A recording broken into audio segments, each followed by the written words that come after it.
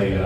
Donovan Mitchell's game continues to evolve and grow each and every year. What are the biggest differences to you, Donovan, now, maybe when you had him 3 years ago, and even when you had him as a baby young in his career?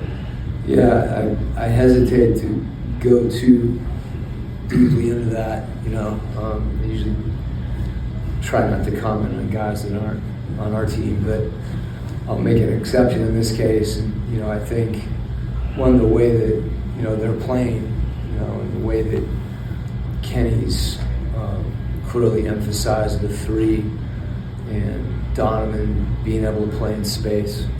I think, like any player, the game starts to slow down for you, where his reads continue to improve. And then there's little things, he's playing more get action instead of just pick and roll.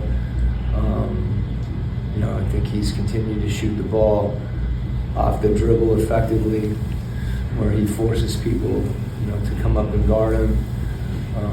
A lot of little things like that he could tell you better than I could. I watch him a lot before we're going to play him, so that's when I kind of see that. And I just think his shot distribution as well, which to me just goes to his read. So all a function of his hard work. Thanks, Cliff. Yeah.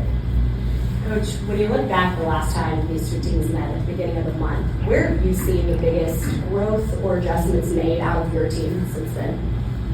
Our team's been a bit of a roller coaster, I think, and I think that makes sense, just given some injuries. And when I say that, obviously Cleveland's had their share. We've had guys in and out of the lineup a lot, which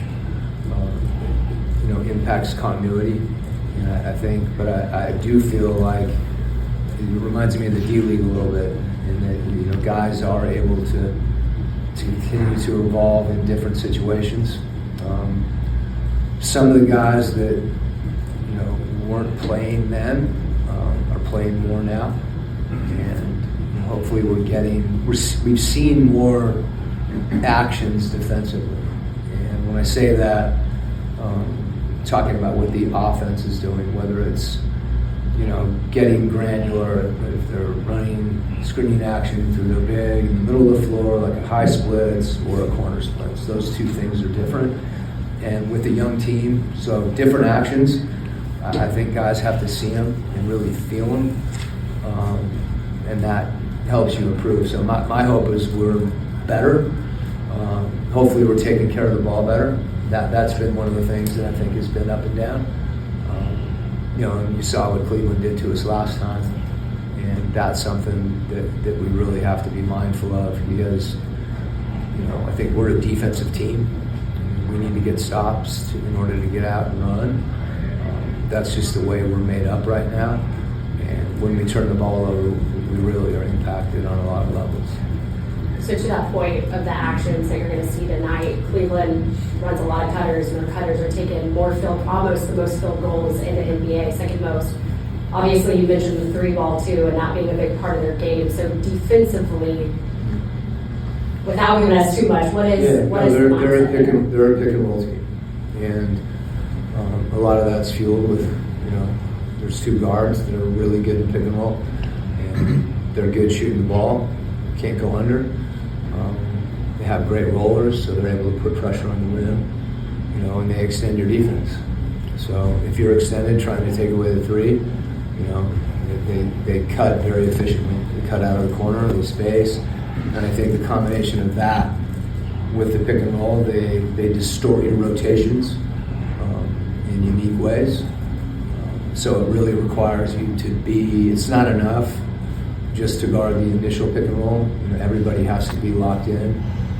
And if you are in rotations, that's probably a good thing. You just have to be good at it, because that means you've at least guarded the first couple actions. And you're forcing them to do more to generate those shots. So the way they play really fits their personnel. And again, that's a challenge, but it's good to be aware of those, because you get a good barometer of where you are, and that's kind of the answer to your first question as well. When you spend 12 of your first 19 games on the road, how important is it for you to at least have one game from home. Yeah. What does that really mean for the city? Well, to be honest with you, Brian, I'm shocked at our schedule. And it's not just the road games, it's the singular games. So, Thanksgiving at home gave us an extra day, but what's happened to us, and I'm not, you have to be hesitant to draw too much attention to this with your team. But we play and fly and fly and play and fly and play and play and fly a lot. I think we do that 13 straight times. So, how we manage that, whether the challenge for us is we need work. We need practice.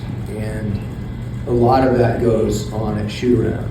And when you're traveling, it becomes harder and harder to do that because you're conscious of physical rest. I think that what you're describing takes more of an emotional toll.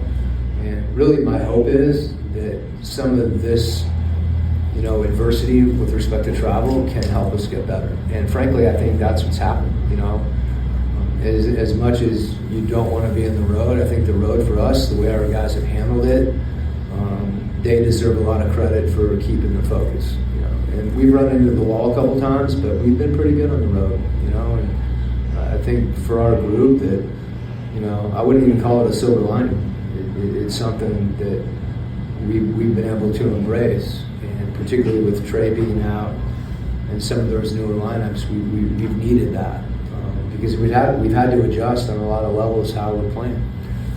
So the practice time, helps you do that, and generally on the road you're focused because there's not a lot of other stuff going on. When I know that first cup game, you were almost apologetic and keeping your starters in, like Henry Carlisle. How different are these cup games for you, coaching them and for the team playing them? Is there a difference between these cup games and the regular? Yeah, I think what I objected to, in fact, I think you may have concurred, was I think the coaches have gotten more comfortable in understanding that that's just a part of it. So there's an etiquette, there's a kind of a norm that, you don't run up the score on a team. But in this case, it makes sense. We took our guys out against Washington. That was a cup game, but we were knocked out of the cup. So I felt that made sense to give our younger guys more time to play. Moving the needle on the score didn't impact us with respect to the in-season point system. So I do think coaches have gotten more aware of it, where there's a deeper understanding and like this is what it is, and it's different. So you coach it different. Thanks, Coach. Okay.